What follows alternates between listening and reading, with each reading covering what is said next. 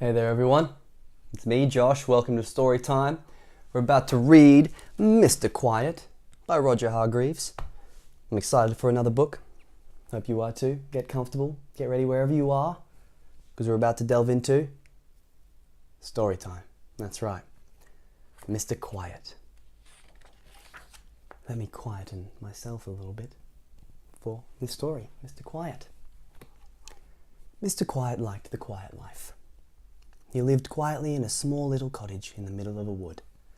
The problem was, that small little cottage was in the middle of a wood, in the middle of a country called Loudland.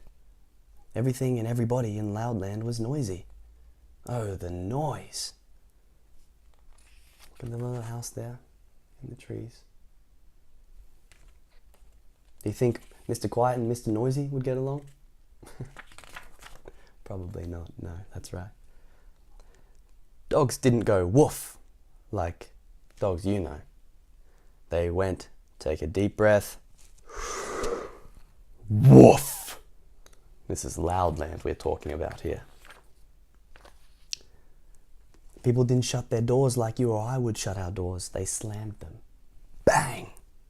People didn't talk to each other. They shouted at each other. Hello! They'd shout as they met in the street. Can you imagine? Hello! How are you today? Oh, great! I'm great as well! And you've heard about something being as quiet as a mouse, haven't you? Not in Loudland. They had the noisiest mice in the world. Squeak! Squeak! They'd roar at each other. Oh, Mr. Noisy would have liked living in Loudland. What we were saying, Mr. Noisy, he would like living in Loudland, hey? He'd have loved it, but Mr. Quiet didn't. Noise frightened him, so he stayed in his cottage in the middle of his wood as much as he could. Then Mr. Little Quiet there, tucked into bed, trying to stay out of the noise. But of course, he couldn't stay there all the time. Every week, for instance, he had to go shopping. He used to creep into the grocer's shop. Good morning, bellowed the grocer.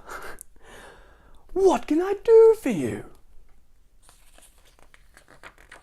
There he is, yelling, arms out, yelling down at Mr. Quiet. Please, whispered Mr. Quiet. Could I have some cornflakes, please? What? Cornflakes, please, he whispered. Speak up!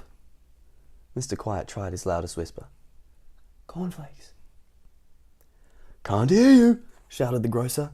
Next, please. And poor Mr. Quiet had to creep away without any cornflakes. It wasn't fair, was it?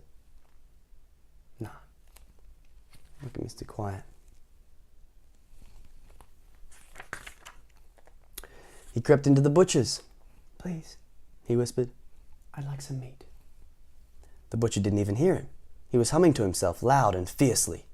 Mr. Quiet tried again. Please, he whispered. I'd like some meat. The butcher started to whistle. Sounded more like a burglar alarm than a whistle. Whoa. Be loud. Mr. Quiet fled, empty-handed.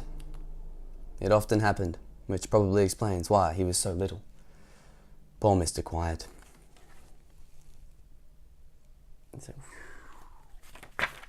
Zooming. He sat at home that night with a feeling of despair. Whatever am I to do, he thought. It's no use, he thought. I'll just have to try again. And so the following day, he went shopping again. But the same thing happened. Can't hear you, thundered the grocer. Next, please. Can't hear you, bellowed the greengrocer. Next, please. Can't hear you, roared the milkman. Next, please. Can't hear you, boomed the butcher. Next, please. Oh dear. Poor Mr. Quiet went home and went to bed. Hungry. Not super happy there in bed. The next morning, he was awakened by a noise, which sounded like bombs dropping, It was the Loudland postman knocking at Mr. Quiet's door. Bang, bang, bang, bang! Mr. Quiet went and opened the door. Morning! Shouted the postman. Letter for you! Look, you can see the postman yelling now. Yelling at Mr. Quiet. Mr. Quiet took the letter into his kitchen. He sat down to open it. He waited until the noise of the postman's footsteps died away. Clump, clump, clump, clump, clump, clump. Mr. Quiet opened the letter in great excitement. He'd never had a letter before. It was from Mr. Happy in Happyland. An invitation to stay. Mr. Quiet was overjoyed. He rushed upstairs and packed his bag and set off that very morning.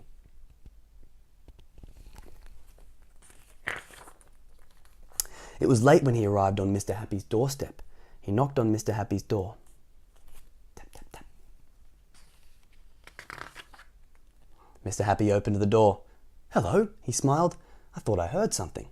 You must be Mr. Quiet. Well, don't just stand there. Come on in and have some supper. It was the first proper meal Mr. Quiet had had for months. And while he was eating it, he told Mr. Happy all about the problems he'd been having in Loudland. Mr. Happy was most sympathetic. Oh, speaking of hunger, did you just hear that? My tummy is rumbling. I'm going to have a nice little something to eat after I finish this book, I think. And some of you out there might be eating right now. Oh, I'm hungry. Over breakfast the following morning, Mr. Happy told Mr. Quiet that he'd been thinking about his problem. I think, he said, that under the circumstances you'd better stay here in Happyland. Mr. Quiet's face lit up. And, continued Mr. Happy, we'll find you a house and, he went on, a job. Mr. Quiet's face dropped. I'm not very good at jobs, he confessed, because I'm too quiet. Ah, smiled Mr. Happy, I have the very job for a quiet chap like you. And so the very next day, Mr. Quiet started work, and he loves it. Do you know where he works? Let's find out, I wonder. Look, it's Mr. Quiet going off to work there. Let's find out where. In the Happy Lending Library. Perfect spot. As you know, everybody who goes into a library has to be quiet. And only whispering is allowed. What a clever idea of Mr. Happy's, wasn't it? And these days, Mr. Quiet is as happy as can be. Why, only the other day. Do you know what he did on his way home from work? Look at him there, big smile on his face in the library. I wonder what he did on his way home from work. He was so happy he laughed out loud. Can you imagine? Tee-hee-hee. Next, please. Well, that's Mr. Quiet done. That's all the time we have for this story right now. But I'll be back with another story really soon. Hope you enjoyed it. Thank you so much for reading these stories. If you like them, please subscribe, click that bell below. Visit the page and read these stories whenever you like. Bye for now, but not forever. I'm Josh, and this is Storytime.